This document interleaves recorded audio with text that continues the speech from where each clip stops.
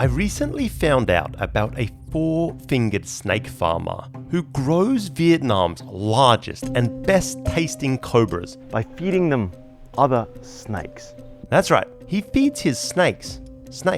Chú làm cái này từ năm 1982. Wow, that's longer than I've been alive.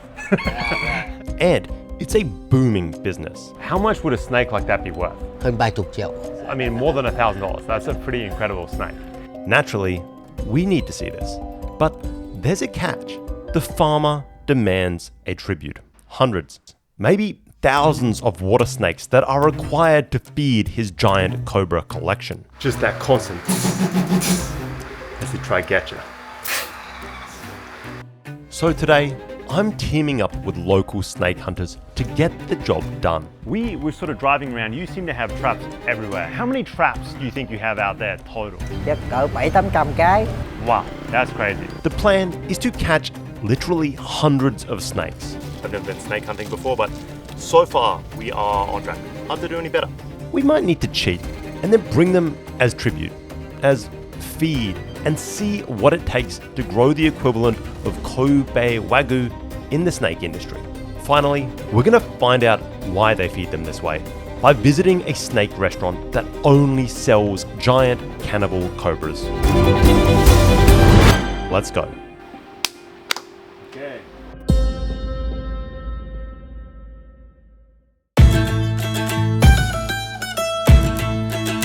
We start out in the Mekong. Dragonfruit as far as the eye can see. And we hook up with local snake hunters, Lom and Phuc. Dragonfruit farmers by day, snake hunters by night. Talk about a side hustle.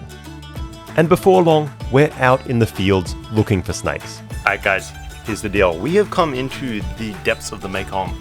Somehow we have arrived in the middle of a dragonfruit plantation. The goal, however, is not fruit, but snakes. Snakes that we will feed to bigger snakes. The hunters, they've got this down to a science, armed with traps, mice, and bags of rice. The whole 9 yards. And the process is pretty simple, but incredibly effective. There it is, first trap we've rocked up at, and we already have one snake. I'm not sure how well you saw that, but basically the process seems to be this. We are driving these motorbikes through this just maze of dragonfruit plantations, and we're swapping out the traps. Out in these fields, they have hundreds of one-way cage traps. Essentially, it's a wire box with a funnel-like entrance wrapped in a feed bag or other scrap material. We check a trap, bag any snakes, reset, and repeat. Alright, so we have 2 snakes down. Basically, just then we were able to remove the existing snakes from the traps, load them into a black bag, and we saw the process by which they loaded up the traps once again. To reset a trap, the funnel-like entrance is held open with long metal skewers. The snake, if we caught one, is removed and bagged. Any leaves or litter is then shaken out of the trap. Then a mouse is placed inside the trap with a set of forceps, along with a bag of rice for it to feed on. The skewers are then removed, and the trap is placed back among the grass. And luckily, the very first one has a snake. We're expecting maybe 5 kilos of snake today, these kind of water snakes. And after this first location, things are already looking up. We're swimming in snakes, at least from my opinion.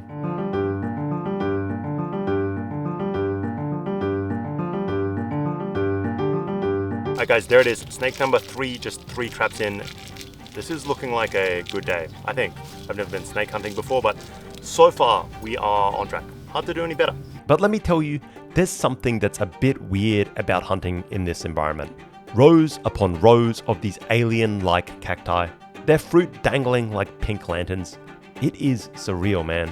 It actually took him a while to find that last trap, and if I'm honest, I'm a little bit surprised that he doesn't lose more traps. It's not like we have any kind of flag or system like that, so we see where they are. He just kind of remembers in amongst these endless fields of dragon fruit and kind of like scrubby rice.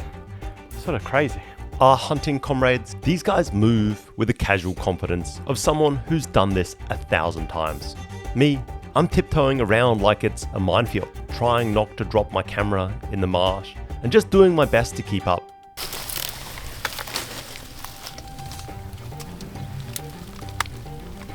Guys, snake number 4 in maybe 5 traps. Things are looking pretty good today. Big one as well. But we roll on, bagging snake after snake.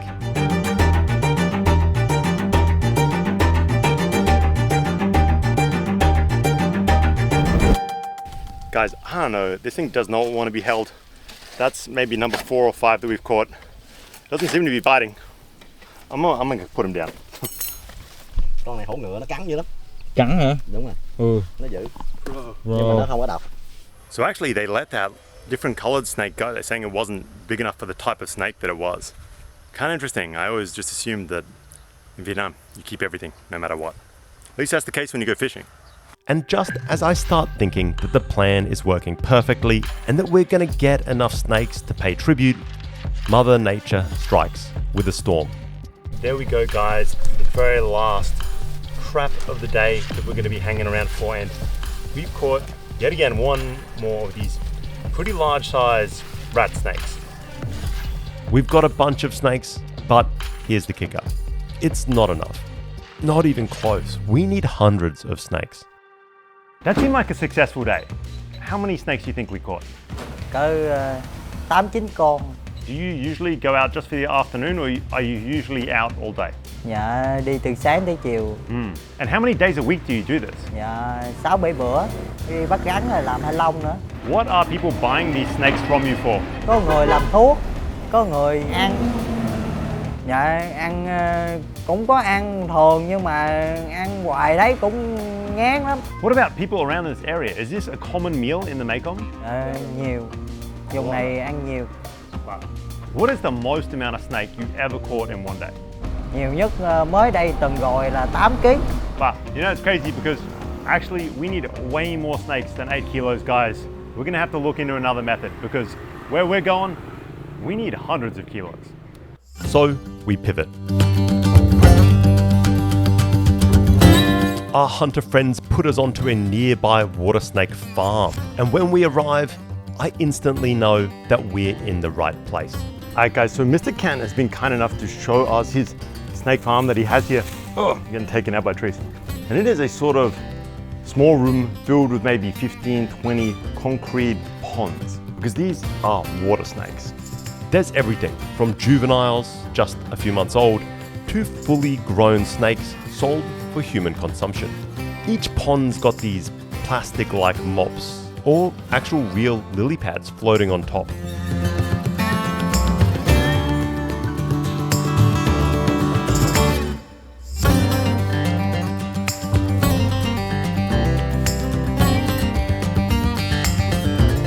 So in each of these small ponds, there are more than 200 snakes. It's just kind of wild. At first, it just looks like there's 3 or 4 of these plastic mops that have been set up, but as soon as you lift them up, there's snakes everywhere. The snakes themselves are kind of odd looking, if you ask me. They're sort of stumpy, like someone took a regular snake and hit him with a shrink ray, but only lengthwise.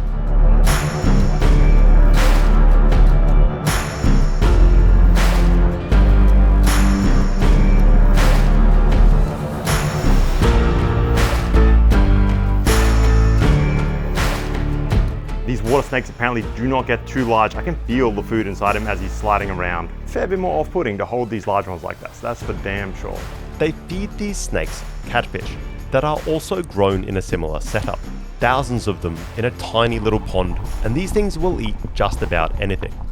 Right now we are attempting to feed this sort of pond full of juveniles. I would say these guys are a good 3 or 4 inches larger than our babies over there that were just a couple of months. But each of these ponds still has a good 100 odd snakes. It is kind of wild, just how many snakes you can produce in such a small facility like this.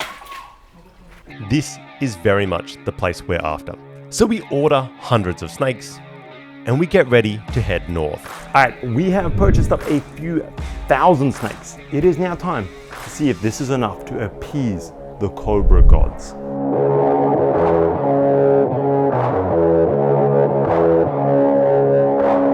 Finally, we make it, snakes in hand, to our cobra farm. And man, is this place something else. They're pretty serious about biosecurity here. At least, by Vietnamese farming standards. So before we even get near these snakes, we're dipping our feet in disinfectant. It kind of makes sense once you realize that some of these scaly guys are worth more than my monthly rent. And feeding is kind of wild. The water snakes, they're not fed as is. Instead, they're injected, pumped full of something, vitamins, minerals, I'm told. And this is done with a mechanical syringe and needle of some kind. From here, they're placed on plastic plates and tossed in with the cobras. We're in this almost like snake catacombs. Honestly, it's one of the creepier places I've ever been. These kind of like unfinished concrete walls. It's much darker than I think it's appearing here on camera. And you just hear that constant just coming out of all the various walls. I've never seen a bigger king cobra. It is wild. It is brutal, efficient, and weirdly mesmerizing. Like watching a nature documentary, but we're in the middle of it. These cobras don't waste any time. And there are thousands and thousands of cobras to feed. Today, luckily, we're feeding just 2 barns, but that's still a lot of snake. Whenever you turn around, there's a giant cobra staring at you.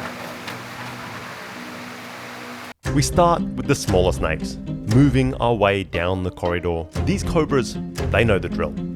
Open the cage, toss in a snake on a plate, and watch the show.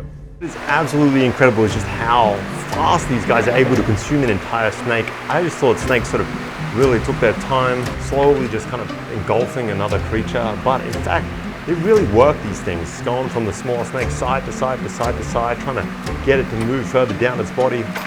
They move quick. The main barn's got everything from small snakes through to, say, meter-long juveniles. So Squid was just explaining to me that this particular cobra up here has 2 cleared out eyes, and that's because it's just about to molt. And that's a big indication that this guy, he can't see, he's not gonna eat, he's gonna molt first.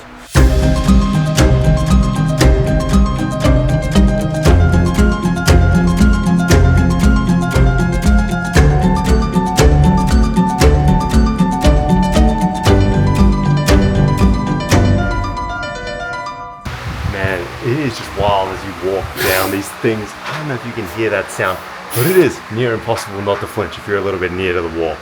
Just that constant as they try to get you. The breeding rooms, they're also a bit of a trip. Set up in larger rooms and stacked pallets against one wall.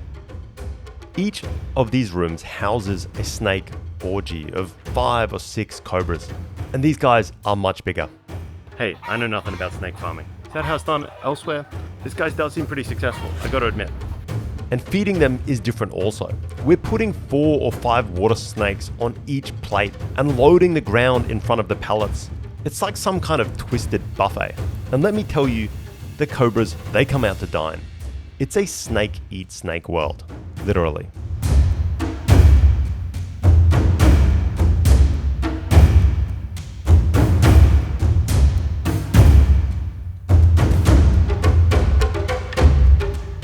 We take a quick break to look at the egg raising area.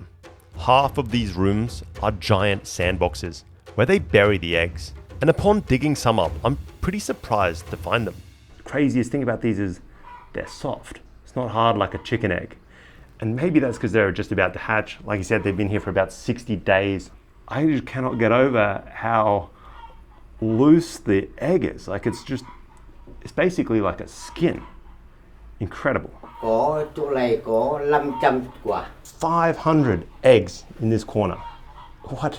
And in the corner, there's a bucket full of baby cobras.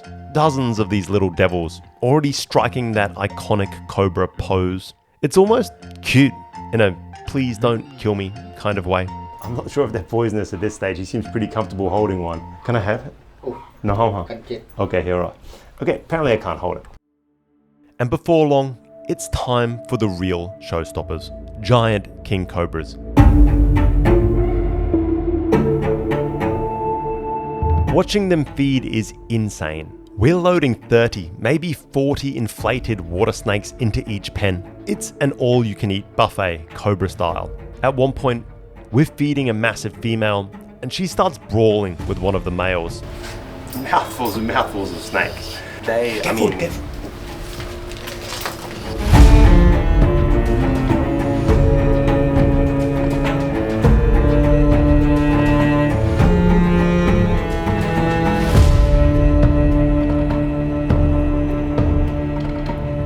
got to be 3-4 meters long. I thought that it was only big pythons that got that size. These things are huge. You know, the size of your calf, just how thick through they are. They're just incredible creatures. And what about the meat of a snake? How much does a whole snake cost if you were to sell it to cook? Đấy, bây giờ là khoảng độ 800.000 một kg. About 800,000 a kilo. Càng to thì càng đắt. That hurt. How much does an egg cost? Có tùy theo năm, như năm nay giả sử như năm nay thì 70.000 một quả. Wow. Snakes eating snakes seems odd, but this is Vietnam's premier cobra farm. Top notch. It's the Kobe beef of the snake industry here. The best restaurants order from this place. And so who am I to question the techniques? They built this place on the belief that snake-fed cobras are superior in taste and in terms of health benefits. What are some of the health benefits of eating snake? Bồi bổ sức khỏe nhất là hệ thống thần kinh, hệ thống xương khớp, nhất là những người ngồi lâu này, lái xe này. But there's only one way to truly find out: dinner time.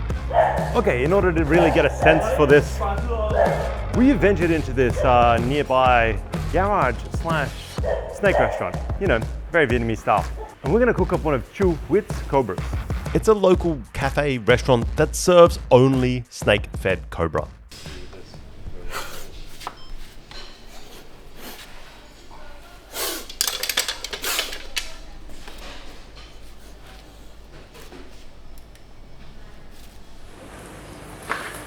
I love Vietnamese businesses.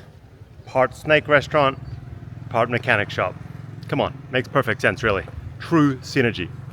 No fuss. They bring out the cobra, dispatch it quickly. Heart and liver get set aside. That's not to be cooked, it's to be eaten raw. They get started on the main dishes. First, the snake is scaled, the knife scraping away through the rough, scaly exterior. Then the head comes off, fangs are removed, and the snake is slit open and gutted.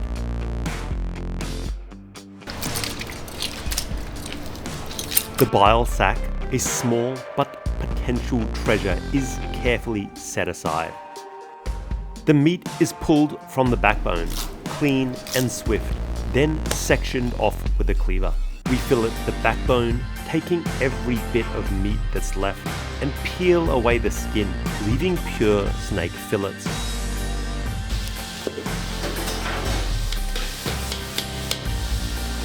Ground ginger, chilies, and MSG are all mixed in, and we're ready for a hell of a snake stir fry.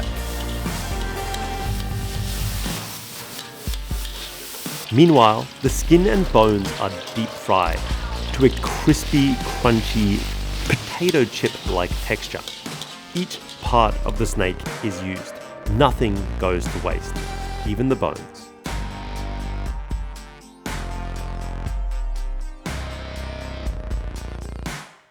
Alright guys, we have a bona fide snake feast in front of us. Before I get started, I think you need to do the traditional start to any snake meal here in Vietnam, and that is with, of course, a raw heart. Raw heart in rice moonshine.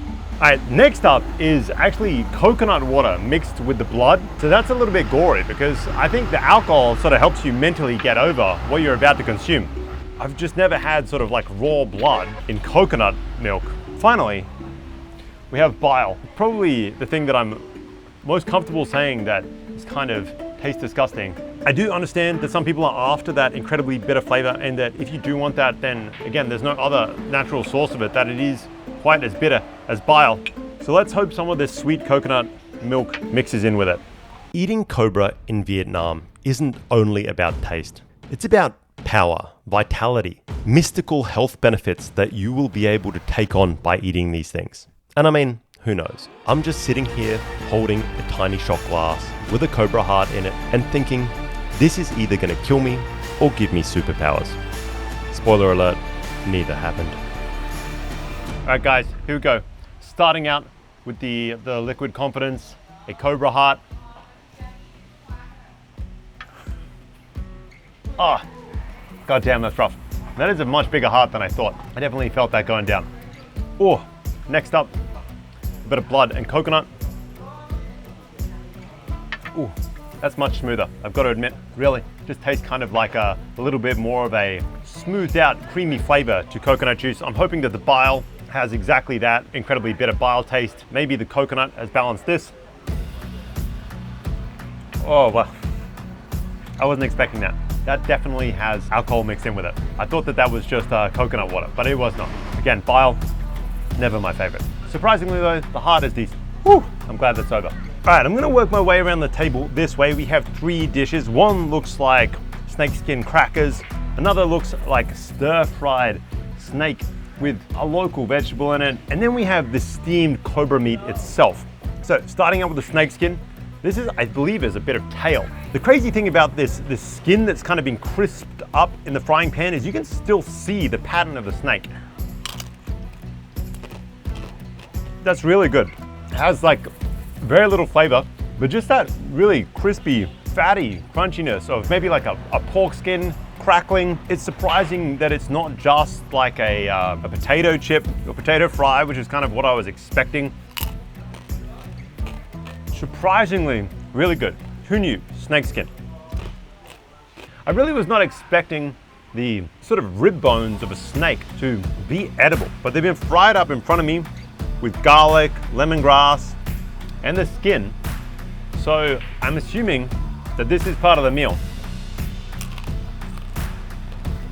Really not all that much flavor, but the texture, the bones have clearly been cooked quite well. They sort of just break apart in your mouth. I can see these being pretty Moorish, especially if they were salted.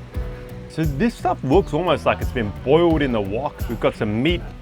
We have some local herb, snake skin with local herbs.